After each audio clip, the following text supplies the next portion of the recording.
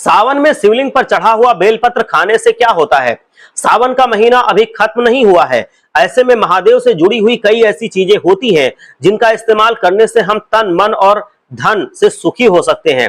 हमारे बागेश्वर धाम सरकार पंडित धीरेन्द्र कृष्ण शास्त्री जी का प्रवचन के दौरान एक बड़ा ही मनोरम बात सामने निकल कर आई है। उन्होंने बताया है कि बेलपत्र जो हम भगवान शिव को अर्पित करते हैं, अगर वो बेलपत्र कलयुग में हम खाएंगे तो वो संजीवनी की तरह साबित होंगे। और उन्होंने ये भी बताया है कि जो बेलपत्र महादेव पर अर्पित कर दिया जाता है वो ब्रह्मांड की सकारात्मकता का भंडार बन जाता है, वो धन धान्य का भंडार बन जाता है। और उस बेलपत्र को खाने से आप अपनी कैसी भी बड़ी से बड़ी बीमारियों से मुक्ति पा सकते हैं और धन धान्य से परिपूर्ण हो सकते हैं। और 40 वर्ष की उम्र के बाद अपने शरीर को 20 वर्ष के जैसा स्वस्थ महसूस करा सकते हैं। तो अगर आप भी जानना चाहते हैं कि सावन में महादेव पर चढ़ा बेलपत्र खाने से आखिर क्या होता है, तो इस वीडियो को अंत तक जरूर देखिएगा। दोस्तों, गुरु जी का कहना है कि महादेव को ऐसे तो एक लोटे जल से भी खुश किया जा सकता है, लेकिन जो लोग महादेव पर सावन में बेलपत्र चढ़ा देते हैं, ऐसे के तो वारे न्यारे हो जाते हैं और उनकी किस्मत के बंद पड़े हुए ताले भी खुल जाते हैं। इसके अलावा बेलपत्र में इतनी ऊर्जा होती है कि एक बेलपत्र आपके शरीर की सभी बीमारियों से लेकर आपकी कुंडली की ग्रह दोषों को तक को खत्म कर सकता है। गुरु जी का कहना है कि महादेव पर कोई भी वस्तु जब चढ़ाई जाती है तो वो साधारण नहीं रहती, चाहे वो जल हो, चाहे दूध हो, दही हो या फिर बेलपत्र हो। बागेश्वर धाम सरकार वाले गुरु जी का कहना है कि बेलपत्र की महिमा ही है। जब माता सती ने पार्वती के रूप में जन्म लिया था और महादेव से विवाह करना चाहती थी, तो उन्होंने एक समय में बेलपत्र के पेड़ के नीचे ही 10,000 वर्षों तक महादेव की तपस्या की थी। और इन 10,000 वर्षों में उन्होंने केवल बेलपत्र खाकर ही अपना जीवन निर्वाह किया था और महादेव को प्रसन्न किया था। और इसी के बाद महादेव पर बेलपत्र चढ़ाने की प्रथा प्रारंभ हुई।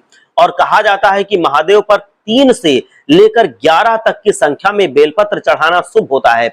अगर आप महादेव पर 3 मुखी बेलपत्र अर्पित कर रहे हैं तो आप जितने ज्यादा बेलपत्र महादेव पर अर्पित करते हैं, आपको उतनी ही ज्यादा गाय दान करने का फल मिलता है। इसके अलावा अगर बेलपत्र महादेव को अर्पित कर दिए जाते हैं तो सावन के महीने में महादेव साक्षात आपकी रक्षा करने के लिए धरती पर उपस्थित हो जाते हैं। दोस्तों, आचार्य जी का कहना है कि जिस तरह अग्नि में 1 चम्मच घी डालने से 2000 टन ऑक्सीजन का प्रवाह वातावरण में हो जाता है, उसी प्रकार यदि किसी शिवलिंग पर चढ़ा हुआ बेलपत्र खा लिया जाए तो उससे होने वाले सकारात्मक विस्फोट से आपके शरीर में मौजूद 4000 कीटाणुओं का भी नाश हो सकता है। कुछ ऐसी ही महिमा है इस बेलपत्र की।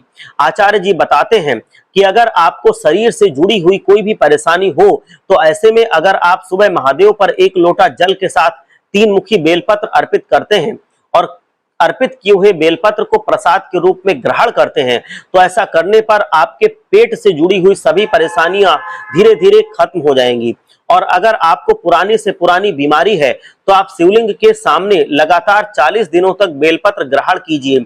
इससे आपको अच्छे परिणाम देखने को जरूर मिलेंगे और आपकी तबीयत में सुधार जरूर होगा। और अगर कोई व्यक्ति महादेव की शिवलिंग तक जाने में असमर्थ है तो शिवलिंग पर अर्पित किए हुए बेलपत्र को सुखाकर उसका पाउडर बनाकर गंगा जल की सहायता से उसकी गोलियां बनाकर रखे और इन गोलियों को सेवन सुबह शाम कर ले। तो ऐसा करने से भी आपको 2 महीने के भीतर बहुत अच्छा फर्क महसूस होगा और आपकी जटिल से जटिल बीमारी धीरे धीरे ठीक होने लगेगी। तो दोस्तों, उम्मीद करते हैं कि गुरु जी के द्वारा बताए हुए बेलपत्र के इस उपाय को आप जरूर करेंगे। श्रद्धा पूर्वक आप ये उपाय करें और भोलेनाथ आप सबका कल्याण करें।